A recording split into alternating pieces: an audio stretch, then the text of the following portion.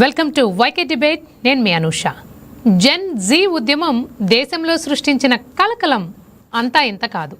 ఎంతో కష్టం అనుకున్న ధర్మేంద్ర ప్రధాన్ రాజీనామాను పట్టుపట్టి సాధించి చూపించారు. హస్తినలో పాగా వేసి మరీ పదవి ఓడగట్టారు. అదే సమయంలో తెలంగాణ సీఎం రేవంత్ రెడ్డి సంచలన ప్రతిపాదన చేశారు. చట్ట సభలకు పోటీ చేసే కనీస వయసును 21 ఏళ్లకు తగ్గించాలనేది ఆయన డిమాండ్. 21 ఏళ్ల యువతకు అసెంబ్లీ పార్లమెంటు ద్వారాలు తెరవాలంటూ తెలంగాణ శాసన సభలో త్వరలో తీర్మానం కూడా చేయబోతున్నారు. కరెక్ట్గా ఇదే సమయంలో బీహార్ ఉప ఎన్నికల్లో ప్రశాంత్ కిషోర్ బీజేపీ కుంభస్థలాన్ని బద్దలు కొట్టారు. 3 దశాబ్దాలుగా కమల దళం కంచు కోటగా ఉన్న పాట్నాలోని బంకీపూర్ నియోజకవర్గంలో పీకే కూకటి వేళ్లతో పెకిలించి వేశారు. ప్రశాంత్ కిషోర్ సాధించిన సంచలన విజయం బీహార్ రాజకీయాల్లోనే కాదు, దేశవ్యాప్తంగా పెను ప్రకంపనలు సృష్టించింది. ఈ చారిత్రాత్మక విజయం వెనుక అభిజిత్ దీప్కే నేతృత్వంలో 37 రోజుల పాటు జరిగిన నీట్ పేపర్ లీక్ వ్యతిరేక ఉద్యమ ప్రభావం బలంగా ఉందనే చర్చ నడుస్తోంది. నిజానికి కాషాయ దళం దుర్భేద్యమైన కోటలో జరిగిన ఉప ఎన్నికల్లో ఓటమి సాధారణమైనది కాదు. ఈ సీటును గెలవాలంటే అసాధారణమైన ప్రజా వ్యతిరేకత అయినా ఉండాలి, లేదంటే కొత్త రాజకీయ సమీకరణలైనా కారణం అవ్వాలి. ఇప్పుడు అదే జరిగిందనిపిస్తోంది. విద్యార్థి ఉద్యమం పెద్ద సంఖ్యలో యువకులను రాజకీయంగా క్రియాశీలకంగా మార్చింది. అంటే నీట్ ఉద్యమం 30 ఏళ్ల కమలం కంచు కోటను కూల్చేశారు. మరి అలాంటప్పుడు యువతకు చట్టసభల్లో పోటీ చేసే అవకాశం 21 ఏళ్లకే కల్పిస్తే దేశ రాజకీయం సమూలంగా మారిపోతుంది. భారీగా ప్రక్షాళన జరుగుతుందనే అంచనాలు ఉన్నాయి. మరి 21 ఏళ్లకే చట్టసభలకు పోటీ చేసే అవకాశం దక్కుతుందా? అదే జరిగితే కొందరు రాజకీయ నేతలకు బ్యాండ్ బాజా మోగినట్టేనా? ఇదే ఇవాల్టి మన డిబేట్ అంశం. ఈ అంశానికి సంబంధించి మనకు విశ్లేషణలు అందించడానికి అనంతపురం జిల్లా బీజేపీ అధ్యక్షులు రాజేష్ గారు ఉన్నారు. అలాగే మరి కాసేపట్లో AP youth Congress social media state coordinator doctor Addanki Anil Kumar గారు, అలాగే తెలుగు యువత అధికార ప్రతినిధి విజయ్ కిరణ్ గారు జాయిన్ అవుతారు. రాజేష్ గారు, ముందు మీరు చెప్పండి, ఏంటంటే మన దేశంలో 21 ఏళ్లకే యువత దేశ భవిష్యత్తును నిర్ణయించే అవకాశం కల్పిస్తున్నాం. ఆ అవకాశం ఉంది. అయితే సర్పంచ్గా పోటీ చేయొచ్చు, అలాగే మున్సిపల్ కౌన్సిలర్గా కూడా పోటీ చేసే ఛాన్స్ ఉంది. కానీ ఇప్పటివరకు కూడా లేకపోతే ఐఏఎస్ ఐపీఎస్ లకు కూడా పోటీ పడవచ్చు, ఎగ్జామ్స్ రాయొచ్చు. కానీ కావాలంటే సైనికుడు కూడా కావచ్చు. కానీ పార్లమెంటుకు కానివ్వండి, లేకపోతే అసెంబ్లీకి కానీ ఎందుకు అంటే ఒక 4 సంవత్సరాలు ఇంకా వెయిట్ చేయాల్సిన అవసరం ఉందంటారు వెళ్ళడానికి, పార్లమెంటుకు కానీ అసెంబ్లీకి కానీ? అంటే ఇప్పుడు ఏదైతే ఈరోజు రేవంత్ రెడ్డి గారు అన్నారో వయసు తగ్గించడం ఎంతవరకు సమంజసమని మీరు అనుకుంటున్నారు? నిజంగానే ఇది నిజంగా భారతదేశంలో రాజకీయ వ్యవస్థలో కొంత మార్పుకి, అలాగే ఇది ఒక ముందడుగుకి కారణమయ్యే ఛాన్స్ ఉందని మనం అనుకోవచ్చా? రాజేష్ గారు.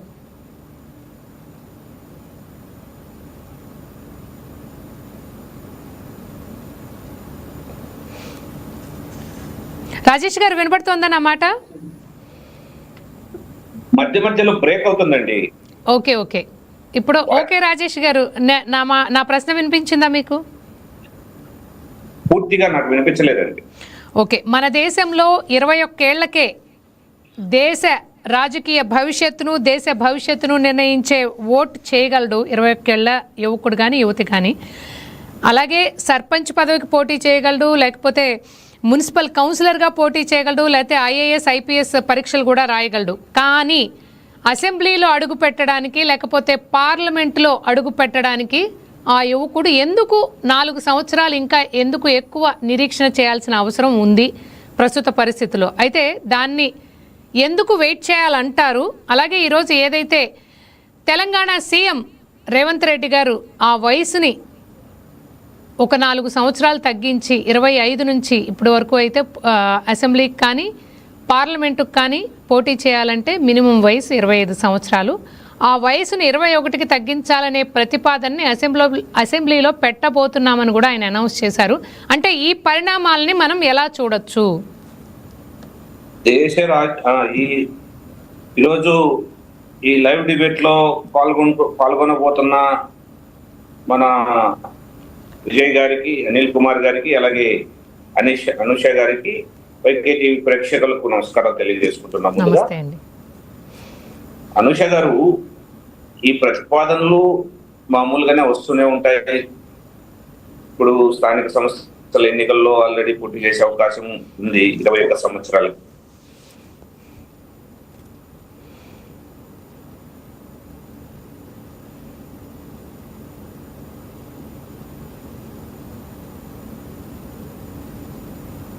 రాజేష్ గారు, మీ ఆడియో వినిపించడం లేదండి. కొంచెం ఆడియో కరెక్ట్ గా ఉన్న ప్లేస్ ఏదైనా కానీ మంచి రావాలా.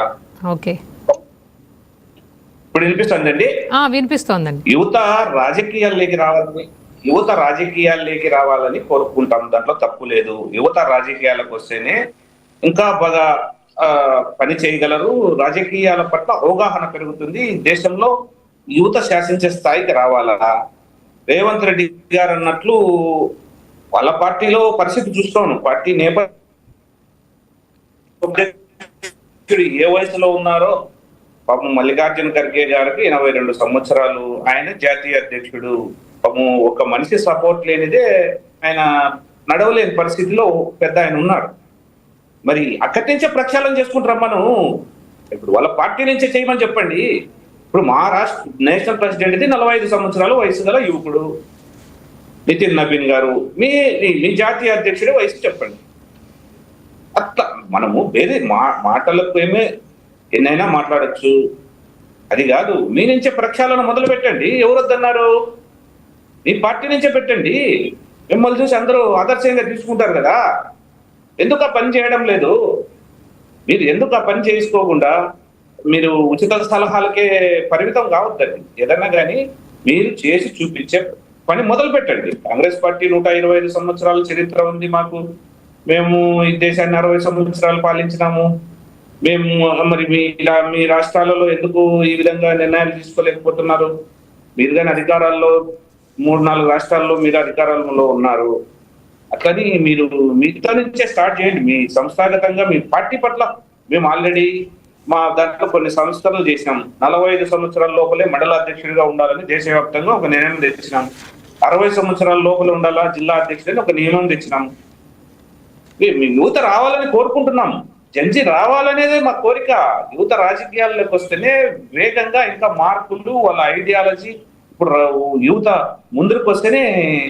అంతేగాని మన ఏదో జంతర్ మంతర్ దగ్గర మీరు అడిగారు, దాంట్లో ఎంతమంది నీట్ రాసిన వాళ్ళు ఉన్నారు, ఎంతమంది సంఘ విద్రోహ శక్తులు ఉన్నారు, ఎవరు ఏ విధంగా దేశ ప్రధానిని లేకుంటే దేశ ప్రధాని తల్లి గారిని కానీ పట్టుకొని తులనాడిన వాళ్ళు మనం అంతా చూస్తున్నాం.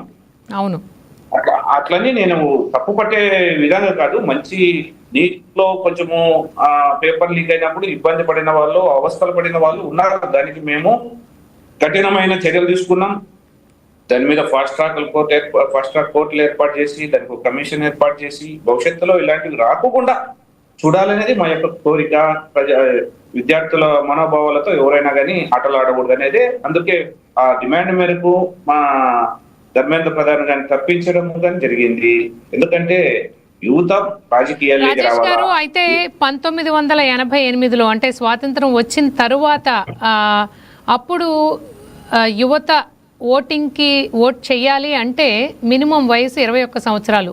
అప్పుడే ప్రధానమంత్రిగా ఉన్నటువంటి రాజీవ్ గాంధీ గారు అప్పుడే ప్రపోజల్ పెట్టారు, 21 నుంచి 18 ఏళ్లకే ఓట్ చేసే అవకాశం కల్పించాలి అని. అప్పుడు కూడా అందరూ అది కరెక్టేనా అని క్వశ్చన్ చేశారు. కానీ కాలానుగుణంగా కొంతకాలం గడిచాక కానీ అందరికీ ఎస్ అది రైట్ డెసిషనే అన్న విషయం అర్థం కాలేదు. ఇప్పుడు కూడా ప్రస్తుతానికి ఇన్ని క్వశ్చన్స్ వచ్చినప్పటికీ కూడా, అంటే సరైందా కాదా ఇంత మాట్లాడుకుంటున్నప్పటికీ కూడా మనం రీసెంట్గా ఈ మనం చూస్తున్నాం ఇప్పుడు బీజేపీ కంచుకోటని ఏదైతే ప్రశాంత్ కిషోర్ బద్దలు కొట్టారో అక్కడ జెన్జీ పాత్ర అలాగే యువత పాత్ర కొట్టొచ్చినట్టు మనకి కనబడుతోంది. అంటే నిజంగానే ఇప్పుడు అసెంబ్లీకైనా కానీ పార్లమెంటుకైనా కానీ 21 ఏళ్ల యువకులు రావడంలో తప్పు లేదేమో అని కొంతమంది వాదన కూడా వినిపిస్తోంది. అదేనండి, మీరు ఒక ఓటమో ఏదో మాకేదో ఇది దానివల్ల మేమేదో అయిపోతుంది, దేశం మీద అయిపోతుంది, బీజేపీకి ఏమో అయిపోయింది అనేది ఒక అసెంబ్లీ ఓడిపోయినంత మాత్రాన మాకు వచ్చిన నష్టము లేదు. లేకపోతే ఆయన ఒకడు గెలిచి కొద్ది ప్రభుత్వాన్ని ఏర్పాటు చేస్తే దిశగా ఏం లేడు. ఆయన ఆల్రెడీ 2 చోట్ల డిపాజిట్ పోగొట్టుకున్న వ్యక్తి. ఆయన సొంతంగా పార్టీ స్థాపించి ఒక సీట్ గానీ అక్కడ బీహార్లో రాలేదు. ఇవన్నీ సింపతి ఉండొచ్చు, లేకపోతే ఇతను మా రాష్ట్రమోడు ఈ 2 పార్టీ పెట్టినాడు ఎక్కడ గెలవలేదు పరిస్థితి ఏమి. ఆయన పాపము అన్ని రాష్ట్రాలకు ఈ సేవలు అందిస్తాడు. ఏ సేవలు? ఆయన రాజకీయ సేవలు. అంటే ఏ రాష్ట్రంలో ఎవరికైనా కానీ ఆయన కొన్ని వాళ్ళ మనుషులతో కొన్ని సర్వేలు చేపిస్తూ ఆ విధంగా చేసిన వ్యక్తి ఆంధ్రప్రదేశ్ లో కానీ గతంలో జగన్మోహన్ రెడ్డికో లేకపోతే గతంలో పశ్చిమ బెంగాల్కు ఆయన ఎన్నికల వ్యూహకర్తగా పనిచేశాడు. అలాంటి వ్యక్తి అక్కడ గెలవడం పెద్ద ఆశ్చర్యము లేదు, మేము ఓడిపోవడం పెద్ద మాకేమి ఒరిగింది ఏమీ లేదు, ఒరగబోయేది ఏమీ లేదు. అంటే రాజేష్ గారు, అది బీహార్ ఉప ఎన్నిక ఏదైతే ఇప్పుడు జరిగిందో అది బీజేపీకి కంచుకోట. అవునండి, ఇప్పుడు అమేథీలో చూడండి, 2014లోనో 19లోనో ఏదో నాకు కరెక్ట్ గా తెలియదు కానీ 19లో మా ఒక టీవీ ఆర్టిస్ట్ అయిన స్మృతి ఇరానీ గారు మరి రాహుల్ గాంధీని ఓడించి వాళ్ళ కంచుకోట కదా ఎప్పుడన్నా ఓడిపోయిందా అమేథీలో వాళ్ళు? అమేథీ కానీ రాయబరేలీ కానీ వాళ్ళు ఓడిపోరు. మరి అక్కడే మా నాయకురాలు రాజకీయాల్లో పెద్దగా అవగాహన లేని వ్యక్తి ఆమె ఒక నటి 2019లో రాహుల్ గాంధీని చిత్తుగా ఓడించింది. అంత మాత్రాన కాంగ్రెస్ పార్టీ రాహుల్ గాంధీ రాజకీయాల్లో లేకుండా పోతున్నాడా? రాజకీయాలు వదిలేసిపోతారా? అలా కాదు కదండి. ఒక వ్యక్తి ఒక సీటు గెలిచినంత మాత్రాన దేశ రాజకీయాలన్నీ మారిపోతాయి, లేకపోతే దేశంలో ఏదో సంచలనం సృష్టించబోతున్నాము రాజకీయాలు మారిపోతాయి అనుకోలేం. కానీ ఈ గెలుపు వెనుక ఉన్నది జెన్జీ ఏదైతే ఉందో, జెన్జీ ఉందా లేకపోతే జంగీపూర్ ప్రజలున్నారా అనేది ప్రజలు అక్కడ వాళ్ళు ఓటు వేసి వాళ్ళ ఫలితాన్ని వచ్చింది. వాళ్ళ ప్రజల అభిష్టం మేరకు ఆయన గెలిచాడు అంతే అనుకుంటాం. కానీ ఈ యువత, ముఖ్యంగా ముందుగా యువతకు నేను ఒక్కటే చెప్తా, 21 సంవత్సరాలు నిండిన వాళ్ళకు ఇది పెట్టాలని రేవంత్ రెడ్డి గారు డిమాండ్ చేయడము, అది ఆయన పార్టీ వాళ్ళు నిర్ణయం తీసుకుంటారు. దానికి ఇంకా మిగతా రాజకీయ పార్టీలు ఏ విధంగా మద్దతు తెలిపితే అది సెకండరీ.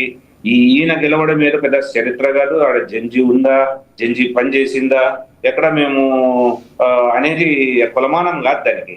దేశవ్యాప్తంగా అటువంటి పరిస్థితులు ఉండవు. ఒక అసెంబ్లీ సీట్ అది, ఒక అసెంబ్లీ, అది బైపోల్ ఎలక్షన్స్ లో ఇలాంటివి రిజల్ట్స్. అయితే ఈ గెలుపు వెనుక ఏదైతే అభిజిత్ దీప్కే ఉద్యమం, నీట్ పేపర్ లీక్ కి వ్యతిరేకంగా ఆయన చేసిన ఉద్యమం ఏదైతే ఉందో, ఏదైతే ఆయన ఆ ఉద్యమాన్ని లీడ్ చేశారో నీట్ పేపర్ లీకేజ్ కి వ్యతిరేకంగా, అదే కారణమైంది ఈరోజు ప్రశాంత్ కిషోర్ విజయానికి అనే టాక్ నడుస్తోంది. దీంతో మేము దాంతో ఏకీభవించట్లేదు అనుష గారు, దాంతో మేము ఏకీభవించట్లేదు. రాజకీయాలలో గెలుపోటములు సహజము. ఇందిరాగాంధీ దేశ ప్రధాని, ఇందిరాగాంధీ లాంటి వారు ప్రధానిగా ఉండి పోటీ చేసి ఓడిపోయిన పరిస్థితి మనకు తెలుసు. ఎన్టీఆర్ గారు దివంగత నేత, మన ఎన్టీఆర్ గారు కానీ 89లో ఓడిపోయింది మనం చూసాము కల్వకుర్తిలో. ఇట్లా చెప్పుకుంటూ పోతే చాలా ఉంటాయి. అపజయాలు, జయాలు రాజకీయాలలో శాశ్వతం కాదు. ప్రజలు ఆ అసెంబ్లీలో అక్కడున్న ప్రజలు, అక్కడున్న స్థానిక పరిస్థితులు, స్థానిక స్థితిగతుల మీద ఎలక్షన్స్ జరుగుతాయి ఎక్కడే కానీ. ఒక అసెంబ్లీలో అప్పుడు డిఫరెంట్ రిజల్ట్స్ వస్తాయి. దాంట్లో మేమేం తప్పు పట్టడం లేదు. ప్రజలను ఎవరిని దాంట్లో ఇది చేయడం లేదు. వాళ్ళ నిర్ణయము. వాళ్ళు ప్రశాంత్ కిషోర్ గారిని గెలిపించారు. దాంట్లో ఎటువంటి అనుమానం లేదు. దానికి మేము వేరే రకంగా దాన్ని మిగతా రాజకీయ పార్టీలు రకరకాలుగా దాన్ని ఏదన్నా అన్వయించుకోవచ్చు, తప్పు లేదు. అని మేము మాత్రము ఒక అసెంబ్లీతోనో లేకపోతే ఒక బైపోల్ ఎలక్షన్స్ లో ఏదో జరిగింది, దానికి ఇంకా దేశమంతా ఏమైపోతుంది, దేశమే ఇంకా ఇదైపోతుంది అనేది మేము దాన్ని ఏకీభవించలేము. ఎవరు దాన్ని ఏకీభవించే పరిస్థితి లేదు. ఎందుకంటే రాజకీయ పరిజ్ఞానం ఉన్న వాళ్ళు అందరికీ తెలిసింది, గెలుపోవటంలో ప్రతి ఒక్కరికి శాశ్వతం కాదు. మహామహులే ఓటమి చెందిన పరిస్థితి మనం చూసాము. ఇంట్లో భాగంగా జరుగుతుంటాయి. దాన్ని పెద్దగా ఏదో ఊహించుకుంటే అది పొరపాటు అవుతుందని నేను అనుకుంటున్నాను. ఓకే, అనిల్ కుమార్ గారు కూడా డిబేట్లో జాయిన్ అయ్యారు. అనిల్ కుమార్ గారు, మీరు చెప్పండి. రీసెంట్గా తెలంగాణ ముఖ్యమంత్రి రేవంత్ రెడ్డి గారు ఒక ప్రతిపాదన చేశారు. అసెంబ్లీలో శాసనసభకు కానివ్వండి, లోక్సభకు కానివ్వండి, ఎన్నికల్లో పోటీ చేసే కనీస వయసును 25 నుంచి 21కి తగ్గించాలనే ప్రపోజల్ని కూడా అసెంబ్లీలో పెడతామని ఆయన తెలియచేశారు. దీనిపై మీ అభిప్రాయం ఏంటి? అంటే ఈ ప్రతిపాదనని మనం ఎలా చూడొచ్చు? ముందుగా వైకే టీవీ ప్రేక్షకులకు నమస్కారం. నమస్తే. ఛానల్లో పాల్గొన్న మీ అందరికీ నమస్కారం. ఇప్పుడు కాంగ్రెస్ పార్టీ తెలంగాణ ముఖ్యమంత్రి రేవంత్ రెడ్డి గారు ఒక సరికొత్త ప్రతిపాదనకి తీసుకొచ్చారు. 21 ఏజ్కే అసెంబ్లీలోకి అడుగుపెట్టేలాగా జెన్జీకి అవకాశం ఇవ్వాలి అనే విధంగా దాన్ని ఆయన మాట్లాడటం జరిగింది. అయితే ఇది పార్టీ పరంగా కాదండి, కేవలం అసలు రేవంత్ రెడ్డి గారి ప్రతిపాదన వెనుక కారణం ఏదై ఉంటుందని మీరు అనుకుంటున్నారు? కేవలం అది ఎవరైతే యువత ఉందో, దేశంలో ఉన్న ఎక్కువగా ఉన్న యువతని వాళ్ళు ప్రతిబింబించే విధంగా, అంటే అసెంబ్లీలో వాళ్ళ తరపున మాట్లాడే వాళ్ళు ఉండాలి అనే ఒక ఉద్దేశం కొద్దీ రేవంత్ రెడ్డి గారు ఆ వ్యాఖ్యలు చేశారు. జెన్జీ అనే కాదండి, ఎవరైనా సరే యువత దేశంలో అత్యధిక శాతం ఉన్న యువత మన దేశంలో ఉంది.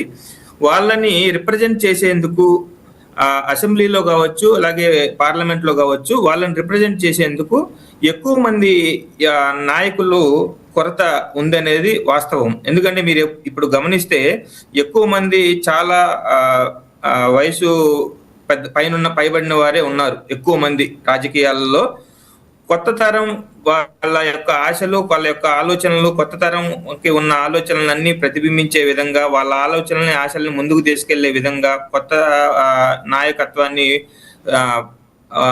ప్రోత్సహించే దానికోసం మాత్రమే రేవంత్ రెడ్డి గారు ఈ ప్రతిపాదన చేశారనుకుంటున్నా. కాకపోతే వ్యక్తిగతంగా ఒక మాట అండి, అనిల్ కుమార్ గారు ఒకటే చెప్తున్నా, మీరు అడగబోయే ప్రశ్నకి నా సమాధానం ముందే వస్తుంది. ఒక నిమిషం.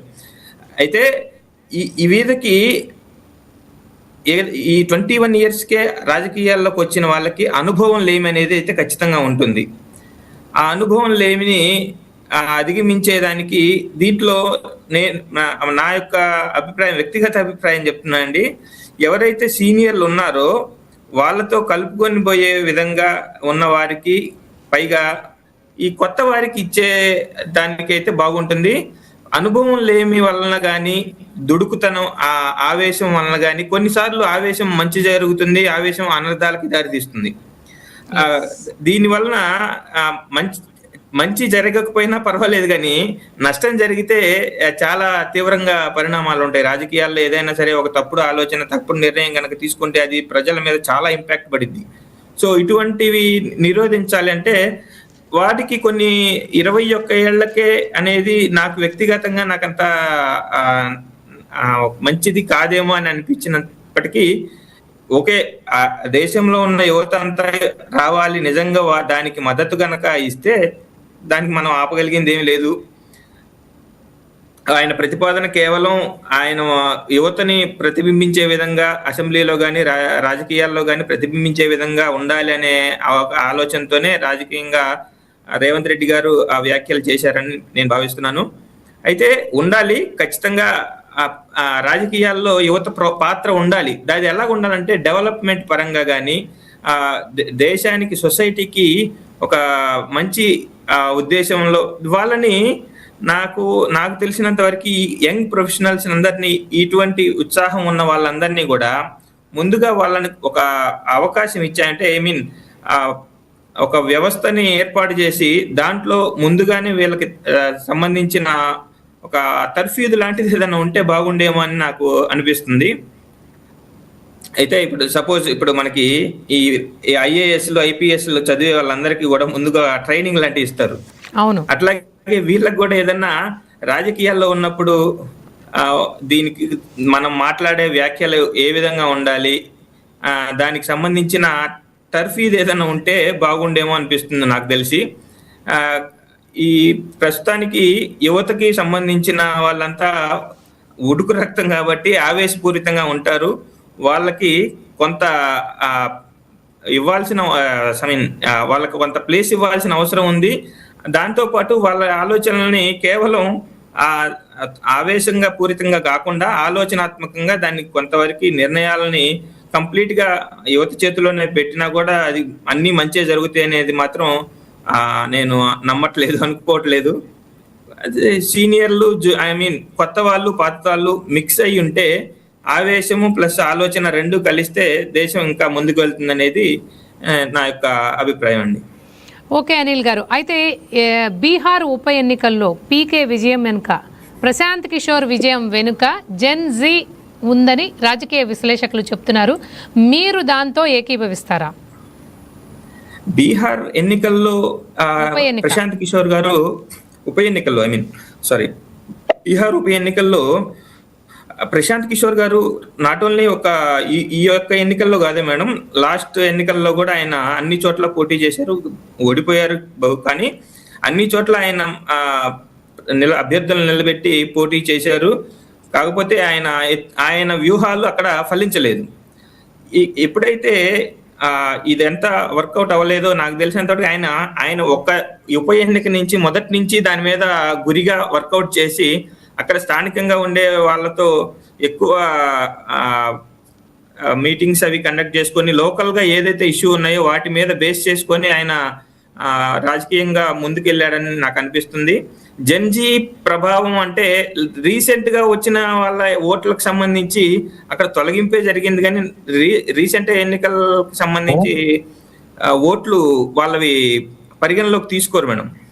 కొత్తగా ఎన్నికైన ఒక పాత లిస్ట్ ప్రకారమే తీసుకుంటారు. కొత్తగా నమోదైన వాళ్ళకి ఎన్నిక చేసేదానికి అవకాశం ఉండదు. ఈ జెన్జీ పాత్ర ఉంది అని అనుకోవడంలో ఏమాత్రం సంబంధం లేదు. కానీ దేశంలో జరుగుతున్న పరిణామాల దృష్ట్యా ఏదైతే ఈ నాయకత్వాలేమి విదేశాల్లో కూడా మన దేశానికి సంబంధించిన విధానాలని మన ప్రధాని ప్రాభవం కోల్పోవటం, ఆయన మాటలు కేవలం నవ్వులు ఆలింగనాలకే పరిమితం అయిపోవటం, విదేశీ విధానం సరిగ్గా లేకపోవటం, విదేశాంగ విధానం సరిగ్గా లేకపోవటం, ఈ ట్రంప్ యొక్క ఆధిపత్యం ఎక్కువైపోవటం.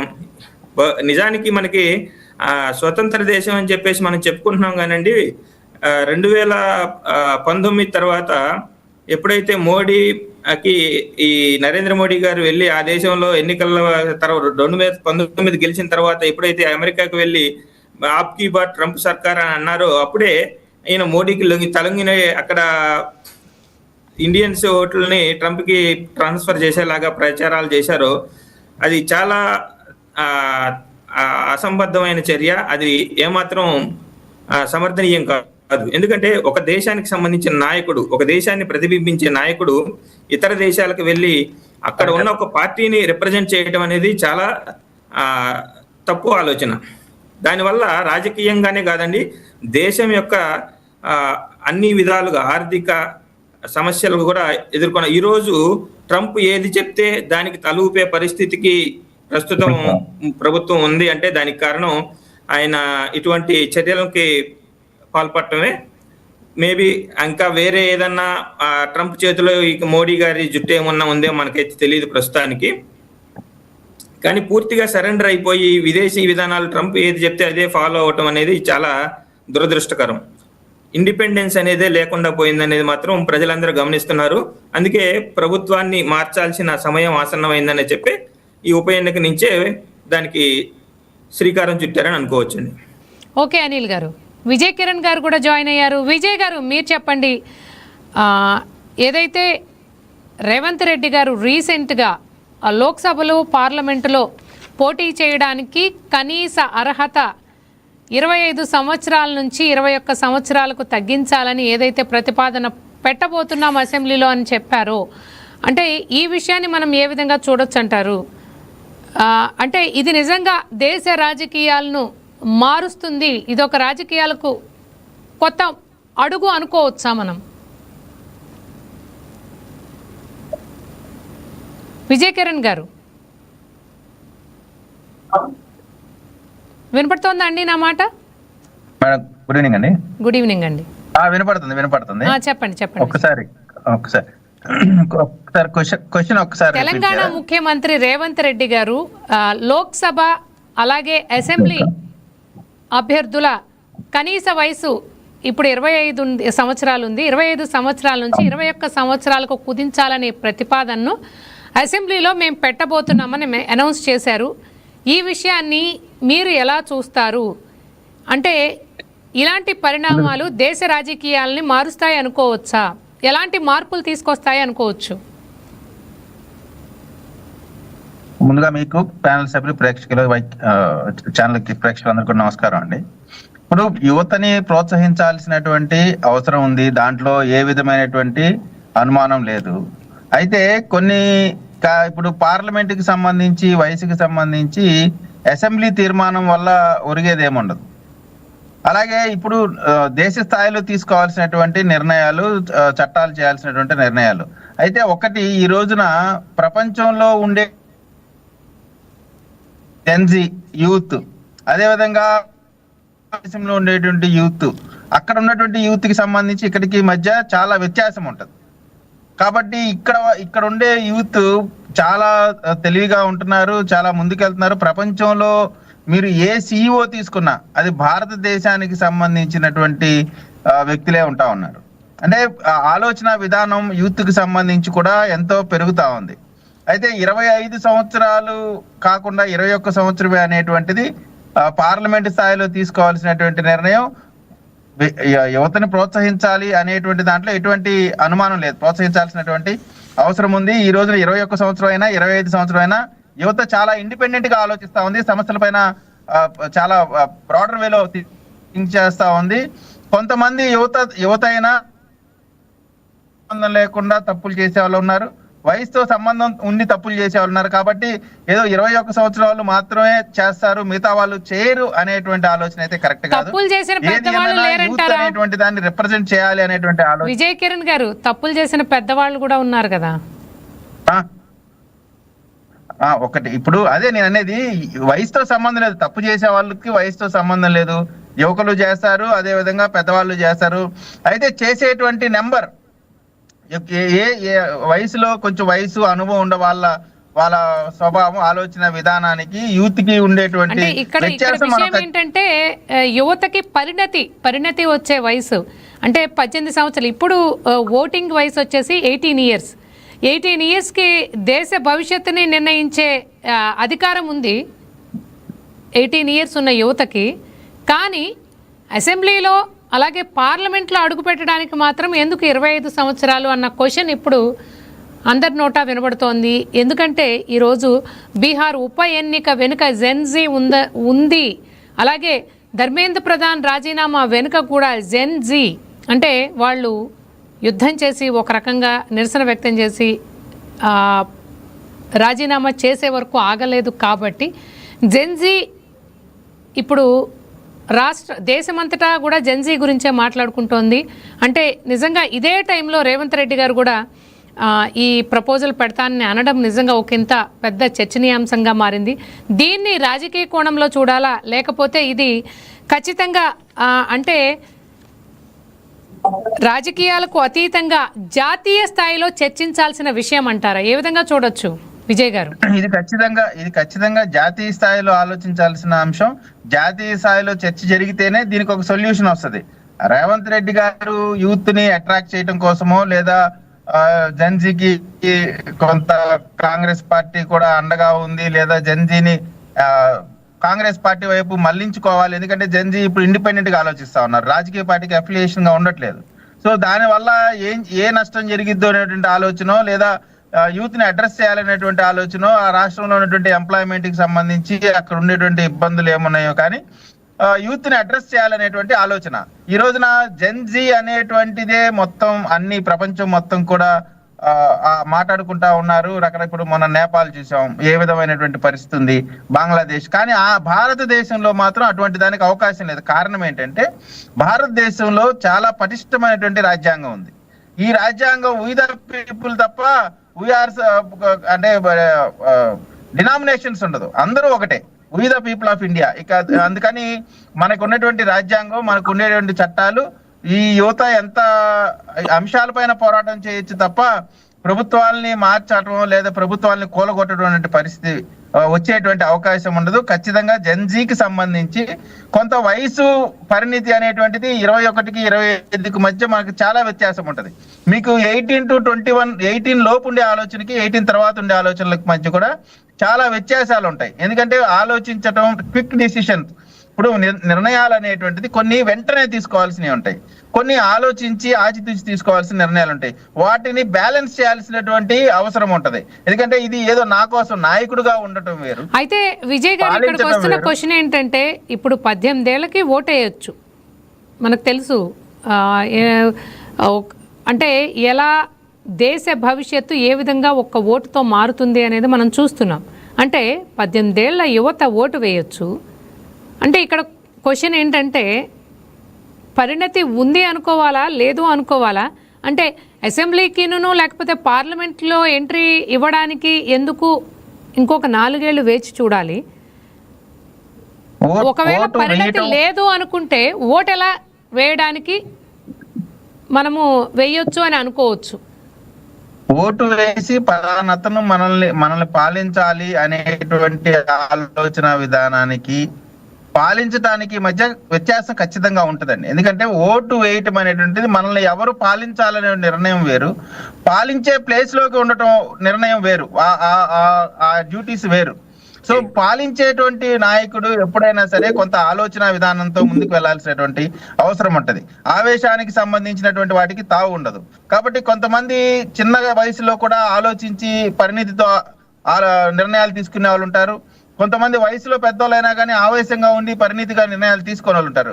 కానీ 25 సంవత్సరాలు అనేటువంటిది మాత్రం కొంత అన్ని రకాలుగా ఇటు యువతకు సంబంధించి క్విక్ డిసిషన్స్ కానీ ఆలోచించడానికి కానీ 25 సంవత్సరాలు అనేది కొంత ఉపయోగకరంగా ఉంటది అనేటువంటిది ఆలోచన. కాబట్టి ఖచ్చితంగా ఈ 25 సంవత్సరాలు అనేది కొంత ఉపయోగకరమే అనేటువంటిది. ఎందుకంటే మీరు ప్రధానంగా అంశం ఏంటి, 18 సంవత్సరాలు ఓటు వేసినప్పుడు ఓటు భారతదేశాన్ని ఎవరు పాలించాలి, రాష్ట్రాన్ని ఎవరు పాలించాలని నిర్ణయాన్ని చెప్పగలిగినటువంటి ఆలోచన విధానంలో ఉన్నప్పుడు ఎందుకు పాలించకూడదు అనేటువంటి ఆలోచన.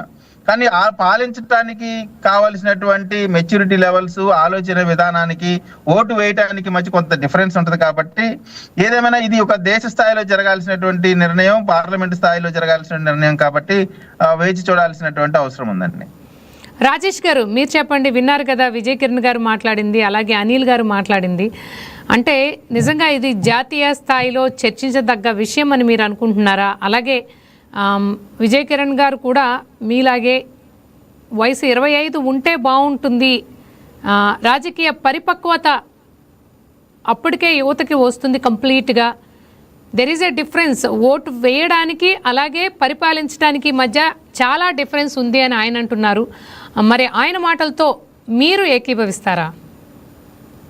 అది 25 సంవత్సరాలు ఎందుకు పెట్టారనేది పెద్దలు అన్ని బేరీజ్ వేసుకొని మేధావులంతా కలిసి నిర్ణయం తీసుకొని చేసిన ప్రక్రియ. అది మనం దాంట్లో తప్పు పట్టాల్సిన అవసరం లేదు. ఎందుకంటే 25 సంవత్సరాలు అనేది వాళ్ళ ఎడ్యుకేషన్ వ్యవస్థ అయితేనేమి, లేకపోతే ఇంకా మ్యారేజ్ వ్యవస్థ అయితేనేమి, కుటుంబ నేపథ్యం అయితేనేమి, వారి అంటే 25 సంవత్సరాలకు అన్ని రంగాలలో అంటే ఆర్థిక రంగంలో కానీ వాళ్ళు రాణించడానికి, వాళ్ళ కాళ్ళ మీద వాళ్ళు నిలబడడానికి ఒక స్కోప్ ఉన్న వయసు 25 సంవత్సరాలు. ఎందుకంటే 21, 22 సంవత్సరాలకు డిగ్రీలు అయిపోతాయి. మళ్ళా ఒక 2-3 ఇయర్స్ పీజీలు చేసుకునేవాళ్ళు. ఇప్పుడు ప్రతి యువత మినిమం ఇప్పుడు డిగ్రీ పై స్థాయి పీజీ ఆ level MTech, BTech, MCA, MBA ఈ విధంగా పిల్లలందరూ ఈరోజు చదివే పరిస్థితి. అదే 20-21 సంవత్సరాల లోపల అనేది కొంచెం వాళ్ళ ఆర్థిక వ్యవస్థ కానీ, లేదంటే కుటుంబ నేపథ్యం కానీ, లేదంటే చదువు కానీ ఇవన్నీ కొంచెం ఇబ్బందికరంగా ఉంటాయని అప్పట్లోనే పెద్దలు ఆ నిర్ణయం చేశారు. ఇప్పుడు ఓటు వేసేది 18 సంవత్సరాలు ఓటు వేసేది వ్యక్తి ఒక రకంగా ఆలోచన చేస్తారు. చట్టసభలకు వెళ్లే వ్యక్తులు ఇంకో రకంగా ఆలోచన తీరు ఉంటారు. వీళ్ళందరి భావాలని వ్యక్తపరిచే వ్యక్తే చట్టసభలకు వెళ్తాడు. ప్రజలందరూ ఆ నిర్ణయం తీసుకుంటారు. దాంట్లో దీని మీద ఎటువంటి అనుమానం ఉన్నా పెద్దలు దీని మీద చర్చ జరగాల్సిందే దేశవ్యాప్తంగా. ఈ పాయింట్ ఆఫ్ వ్యూలో రేవంత్ రెడ్డి గారు, తెలంగాణ ముఖ్యమంత్రి రేవంత్ రెడ్డి గారు చేసిన కామెంట్స్ ని జాతీయ స్థాయిలో చర్చ జరిగితే కొంచెం ఫలితం ఉంటుంది. నా అభిప్రాయం ఏమంటే, నా వ్యక్తిగతమైన అభిప్రాయము, 25 సంవత్సరాలకి ప్రతి వ్యక్తి పరిపూర్ణత సాధిస్తాడు. పరిపూర్ణ వ్యక్తిగా సమాజంలోకి అడుగు పెడతాడు. ఆ తర్వాత రాజకీయం ఎంచుకొని, లేకుంటే వ్యాపారమా, లేకుంటే ఉద్యోగమా, లేకుంటే ఇంకోటి రకరకాలు ఒక్కొక్కరికి అందరూ యువత రాజకీయాల్లోకి రావాలనేది లేదు, వాళ్ళకి ఉండవు. వ్యాపార రంగంలో గొప్పగా రాణించాలా, లేదంటే నేను ఇతర దేశాల్లో పోయి బాగా పేరు సంపాదించి ఈ సమాజ సేవ చేయాలా అని అట్లా ఉంటుంది. యువతలో రకరకాల ఆలోచన కోణాలు.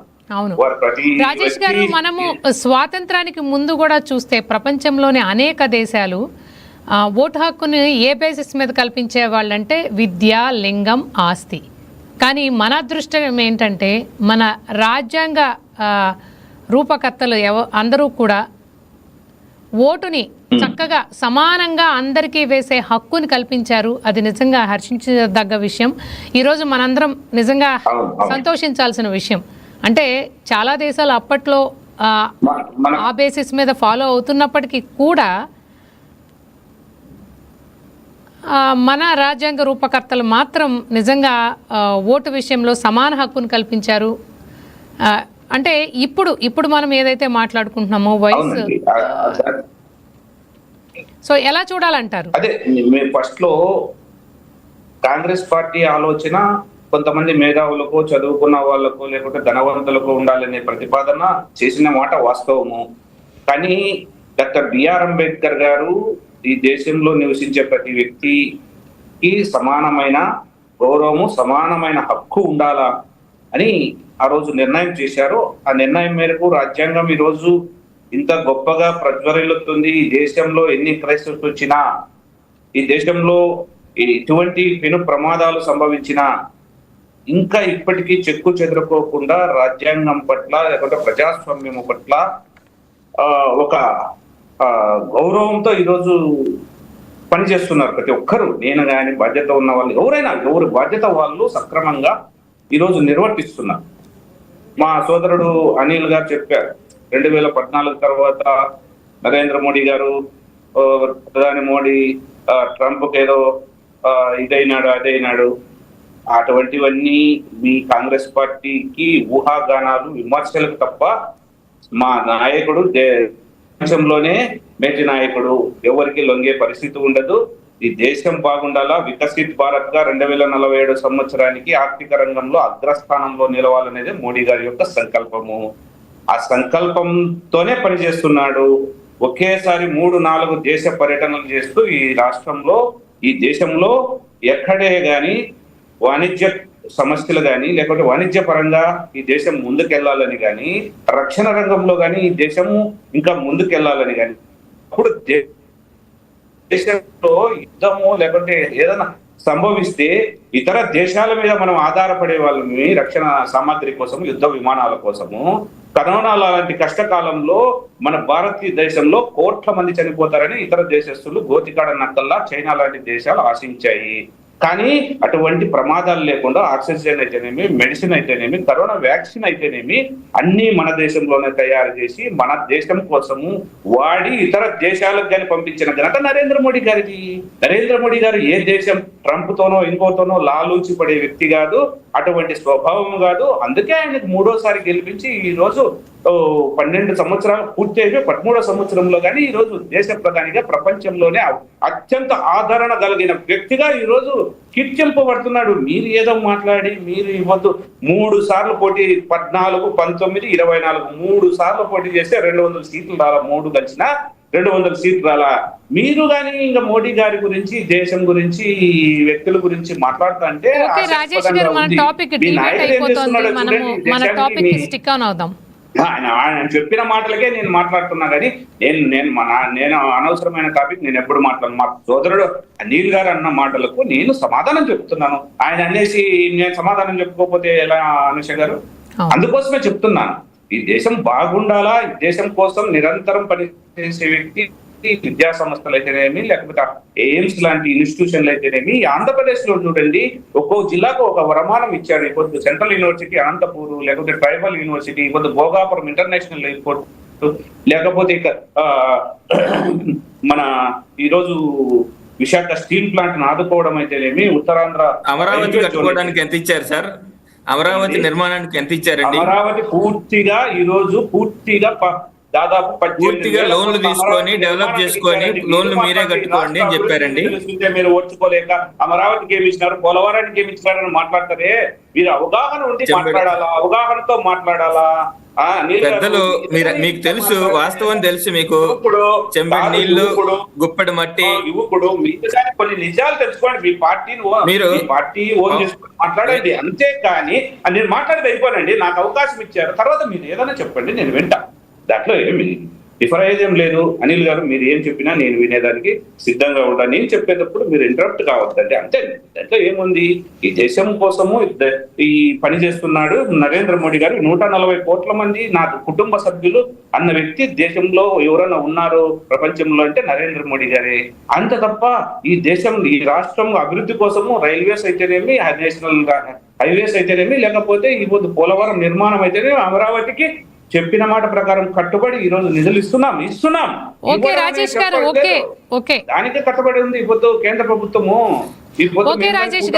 ఈ రాష్ట్ర బాగు కోసం ఈ రాష్ట్రము వెంటిలేటర్ మీద ఉన్న దాన్ని పైకి తీసుకొచ్చి ఈ రోజు రాష్ట్రం సుభిక్షంగా ఉండాలనేది ఆంధ్ర యొక్క అభిమతము, అంతే తప్ప దీన్ని మీరు ఏదైనా సూచనలు, సలహాలు విమర్శనాత్మకంగా విమర్శ చేయండి. ఓకే రాజేష్ గారు. అనిల్ గారు, మీరు చెప్పండి. అంటే ఇప్పుడు 21 ఏళ్ల యువతకి అంటే ఛాన్స్ ఇస్తే లోక్సభలో అలాగే అసెంబ్లీలో అంటే సీనియర్స్కి ఎఫెక్ట్ పడుతుంది అనుకోవచ్చా మనం, ఒకవేళ ఓకే అయితే? సీనియర్స్కి ఎఫెక్ట్ అనేది కాదు మేడం, ఇక్కడ గమనించాల్సింది యువత యొక్క ఆశలు, ఆలోచనలు ఏ విధంగా ఉన్నాయో వాటిని అసెంబ్లీల్లో కానీ చట్టసభల్లో ప్రతిబింబించే విధంగా వాళ్ళని రిప్రజెంట్ చేసేందుకు కొంతమంది యువత అనేది ఆ అసెంబ్లీల్లో, చట్టసభల్లో ఉండాలనేది నెసెసిటీ, ప్రస్తుతం ఉన్న అవసరం. అది నిజానికి అప్పుడే యువతరం ఎప్పుడైనా సరే ఈ ఇప్పుడు మాదిరిగా కులాల కొట్లాటలు, మతాల ఘర్షణలు, వీటి గురించి కంటే కూడా యువత ఎప్పుడు, ఈ తరం ఇప్పుడు ఏం ఆలోచిస్తుందంటే విద్య, వైద్యం, ఉద్యోగం, వీటి గురించి ఆలోచన ఉంది. ప్రస్తుతం ఉన్న యువత మేము చదువుకోవటం ఎలాగా, మాకు చదువులు ఎలాగా, ఉద్యోగాలు ఎలాగా, లేకపోతే మాకు అందాల్సిన ఆరోగ్యం పరిస్థితికి సంబంధించిన, వైద్యానికి సంబంధించిన ఏర్పాట్లకు, వీటి గురించి ఎక్కువ అవగాహన ఉంది. చదువు ఇప్పుడు ఉన్న వాళ్ళంతా కూడా మీరు గమనిస్తే యువత అంతా, పెద్ద ఆయన ఇందాక చెప్పారు, ఇప్పుడున్న వాళ్ళంతా కనీసం డిగ్రీలు చదువుతున్నారంటే, ఈ డిగ్రీలు చదువుతున్నారనంటే అందరూ చదువుకోవడానికి ఒక హక్కును కల్పించి, ఒక హక్కుగా పెట్టి నిర్బంధ విద్యను తీసుకొచ్చి, కానీ ఇవన్నీ కాంగ్రెస్ పార్టీ ఆ రోజు అందరికీ విద్య కల్పించాలి అని చెప్పేసి, పెద్దవారికి ఎవరికైనా సరే, బడుగు బలహీన వర్గాలు చదువుకోలేని వాళ్ళు ఎవరైనా సరే వాళ్ళకి విద్య దూరం కాకూడదన్న ఉద్దేశంతో వాళ్ళకి స్కాలర్షిప్లు ఇవ్వటం కానీ, ఫీజు రీంబర్స్మెంట్లు ఇవ్వటం కానీ, ఇట్లాంటివి తీసుకొచ్చి అందరినీ చదువుకునేలాగా ప్రోత్సహించింది. ప్రస్తుతం ఉన్న యువత దాదాపుగా 90% మంది చదువుకున్న వాళ్ళే ఉన్నారు.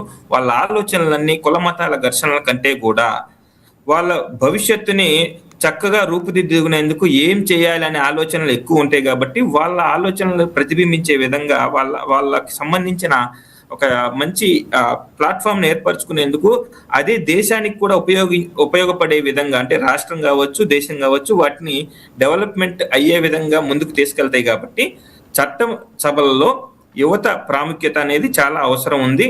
కాకపోతే ఇక్కడ వాళ్ళకి అనుభవం లేమి అనేది ఒకటి చాలా ముఖ్యమైన విషయం.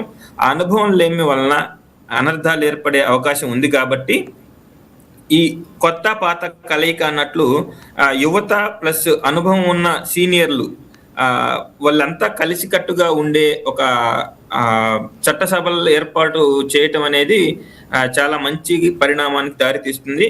ఆ విధంగా దానికి యువతకి గతంలో ఈ మహిళా రిజర్వేషన్ కి సంబంధించిన జరిగినట్లుగానే యువతకు కూడా ఒక రకమైన రిజర్వేషన్, ఐ మీన్ ఈ 35 ఏజ్ లోపు వాళ్ళు కంపల్సరీగా ఇంతమంది అసెంబ్లీలో కానీ చట్టసభల్లో కానీ ఉండేలాగా ఏదన్నా ఒక బిల్లు ఉంటే దాని విధంగా ముందుకు తీసుకెళ్తే, అంటే ఇది లిమిట్ ఎందుకు అని అంటే వాళ్ళ ఆలోచనల్ని వాళ్ళ ఆ థాట్స్ ని ఆన్ పేపర్ తీసుకొచ్చి రిప్రజెంట్ చేయడానికి. ఇప్పుడు నేను ఎక్కడో ఉన్నాను మేడం, మీ టీవీలో చెప్తే గానీ నేను నా యొక్క ఆలోచనలు బయట పబ్లిక్ కి తెలియవు, ప్రేక్షకులకు తెలుస్తుంటాయి.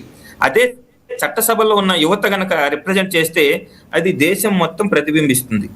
సో వాటికి సంబంధించిన మంచి చెడుల ఆలోచన గురించి ఒక చర్చ జరుగుతుంది. అది మంచిదైతే ముందుకు తీసుకెళ్ళడానికి కార్యరూపం దాలుస్తుంది.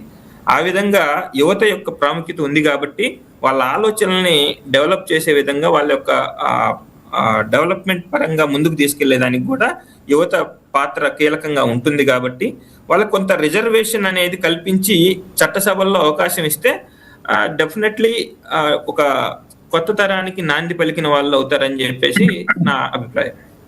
ఓకే అనిల్ కుమార్ గారు. విజయ్ గారు మీరు చెప్పండి, అంటే ఏదైతే బీహార్ ఉప ఎన్నికల్లో విద్యార్థుల ఆగ్రహం ఓట్ల రూపంలో పడింది అని మనం అనుకోవచ్చా అక్కడ పరిస్థితిని చూస్తే? ఎందుకంటే ఇప్పుడు ఈ జెన్జీ విషయం అక్కడ ఏదైతే బీహార్ ఉప ఎన్నికల్లో ప్రశాంత్ కిషోర్ గెలిచిన తర్వాత, అలాగే ధర్మేంద్ర ప్రధాన్ని రాజీనామా చేయించడంలో యువత పాత్ర ఎక్కువగా ఉండడం వల్ల ఇప్పుడు ఈ విషయం తెరపైకి వచ్చింది. అంటే మీరు ఎలా చూస్తారు విజయ్ కిరణ్ గారు? ఇప్పుడు ప్రశాంత్ కిషోర్ యొక్క విజయానికి సంబంధించి కొంతమంది యూత్ కూడా వేసి ఉండొచ్చు. అక్కడ కొంత బీజేపీకి సంబంధించి కూడా కొంత నెగ్లిజెన్స్ వల్ల కూడా అతను గెలవడానికి అవకాశం వచ్చింది. వాస్తవంగా అక్కడ బీజేపీ ఓడిపోవాల్సినటువంటి సీట్ కాదు, చాలా స్ట్రాంగ్ క్యాడర్ లీడర్షిప్ ఉన్నటువంటి కాన్స్టిట్యున్సీ. అక్కడ కొంత నెగ్లిజెన్సీ వల్ల ఓడిపోయారనేటువంటిది ప్రాథమికంగా అన్ని దగ్గర కూడా వస్తా ఉంది.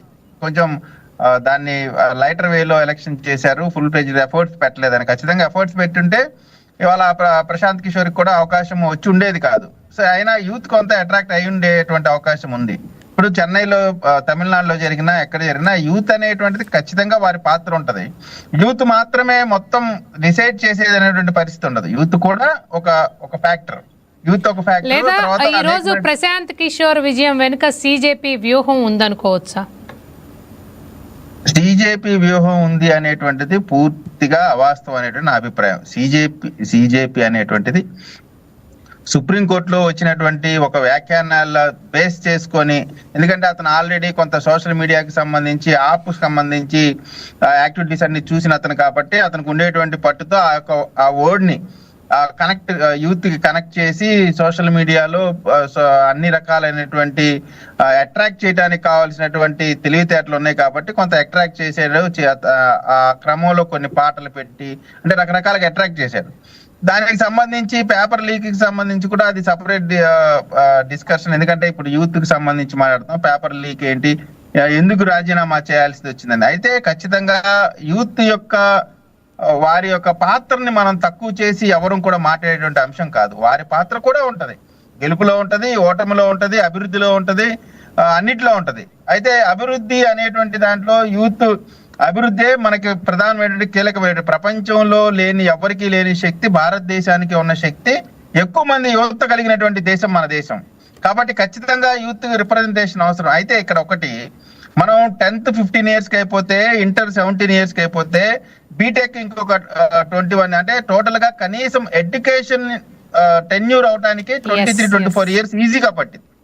సో ఆ క్రమంలో వాళ్ళు కొంత ఎడ్యుకేషన్ కంప్లీట్ చేసుకొని వచ్చే సమయానికి ఖచ్చితంగా 25 years అనేటువంటిది ఎడ్యుకేషన్ అకాడమిక్స్ మొత్తం కూడా కంప్లీట్ చేసుకొని రావడానికి అవకాశం ఉంటది. కాబట్టి అది 25 years అనేటువంటిది రీజనబుల్ ఏజ్ అనేటువంటిది ఉన్నటువంటి పరిస్థితి. అయితే ప్రశాంత్ కిషోర్ కి సంబంధించి లేదా ఇంకోరికి సంబంధించి ఖచ్చితంగా యూత్ అనేటువంటిది, ఆ యూత్ తోనే కదా, ఆ యూత్ యొక్క అండదండలతోనే కదా కంటిన్యూస్ గా నరేంద్ర మోడీ గారు గెలుస్తా వస్తా ఉన్నారు అత్యధికమైనటువంటి సీట్లతో. యూత్ మాకు ఖచ్చితంగా సపోర్ట్ గా ఉంది, కూటమికి సపోర్ట్ గా ఉంది, బీజేపీకి సపోర్ట్ గా ఉంది. కొంత యూత్ ని అట్రాక్ట్ చేసేటువంటి పనిలో ప్రతిపక్షం కూడా ఉంది.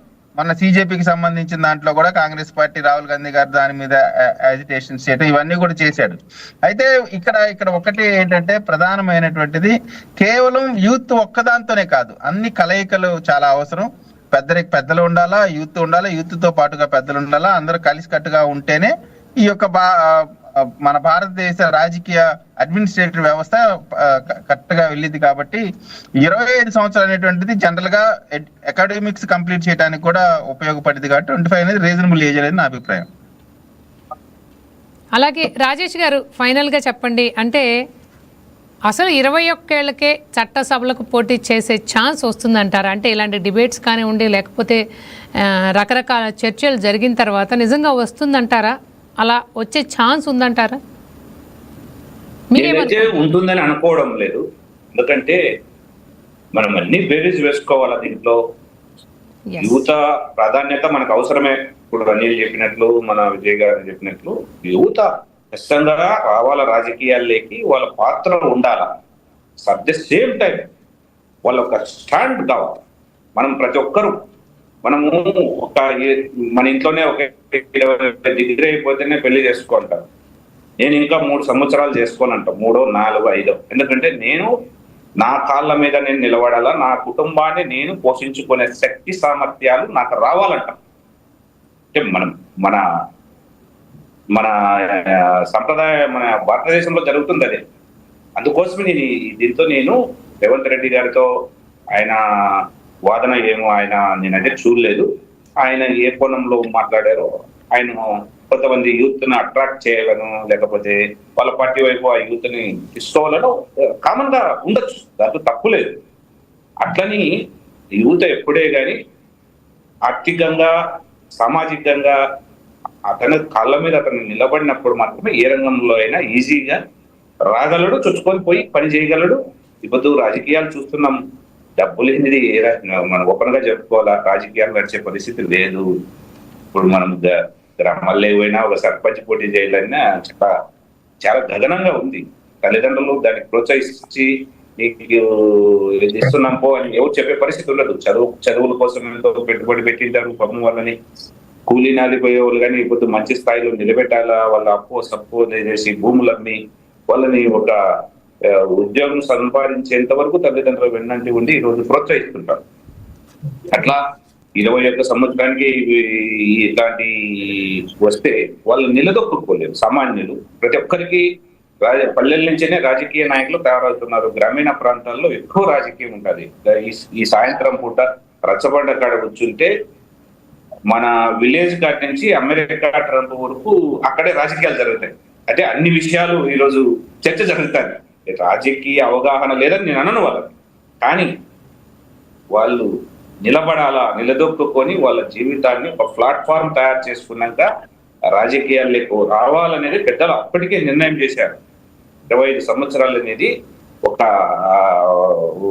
యువతకు ఒక మార్గనిర్దేశంగా ఆ వయస్సు కాబట్టి అప్పటికి అన్ని ఆ అవగాహన ఉంటుంది. సమాజం పట్ల ఒక మంచి దృక్పథంతో వస్తారు బయటికి. వాళ్ళు ఏ రంగం ఎంచుకోవాలి, సినిమా రంగమా, వ్యాపార రంగమా, రాజకీయ రంగమా, లేకపోతే ఇంకో రంగమా, లేకపోతే నేను విదేశాలకు వెళ్ళిపోవాలా, ఇట్లా రకరకాల వ్యాపకాలు వాళ్ళు ఒక్కసారి వాళ్ళ సంపాదన లేకపడి మేము ప్రజలకు ఏదైనా సేవ చేయాలా, లేకపోతే రాజకీయంలోనే వచ్చి సేవ చేయాలా అని వాళ్ళు ఎంచుకుంటారు. ఒక మైండ్ మెచ్యూరిటీ గానీ ఎక్కువ ఉంటుంది. 24-25 సంవత్సరాల పిల్లలకు చాలా మైండ్ మెచ్యూరిటీ ఉంటుంది. వాళ్ళు అన్ని చూసేసి ఉంటారు, వాళ్ళ జీవితంలో అన్ని కష్టాలు పడి ఉంటారు, వాళ్ళ తల్లిదండ్రుల కష్టాలు చూసింటారు. అందుకోసం అది సరైన వయసు అని నా అభిప్రాయము. దాని మీద చర్చ జరిగితే ఖచ్చితంగా మంచిదే. దేశంలో ఉన్న మార్పులు లేకపోతే ఇంకోటో చూస్తున్నాం మనం. ఈ పొద్దు నరేంద్ర మోడీ గారు ట్వీట్ చేస్తే ఏదైనా ఒక సందేశం ఇస్తే కోట్ల మంది ఈ పొద్దు ఒక రోజులోనే 30 కోట్ల మంది వ్యూస్ వచ్చినాయంటే అదంతా యూత్ వల్లే వస్తుంది. ఏ నాయకునికైనా యూతే ప్రధానం, యూతే చూసేది, ఈ యూతే వాళ్ళ లైక్ చేసేది, లేకపోతే వాళ్ళు షేర్ చేసేది, కామెంట్ చేసేది యూతే. యూత్తోనే ఈ పొద్దు దేశం ముందుకు పోవాలనేది మా యొక్క అందరి కోరిక. ఎందుకంటే మేము కానీ 25 సంవత్సరాలు 30 సంవత్సరాల్లోనే రాజకీయాల్లోకి వచ్చి ప్రజాసేవకు చేసుకుంటా ఇంకో రకంగా ముందుకు వచ్చిన వాళ్ళమే. ఇక్కడ ఉన్న వాళ్ళందరూ అనిల్ గారు అయితేనేమి, లేకపోతే ఇంకా విజయ్ గారు అయితేనేమి, ప్రతి వ్యక్తి ఆ విధంగానే ఆలోచన చేస్తాము. అది మంచి ఆలోచనే, కానీ పరిపక్వత రావాలంటే 25 సంవత్సరాలు కరెక్ట్ అని నేను భావిస్తాను.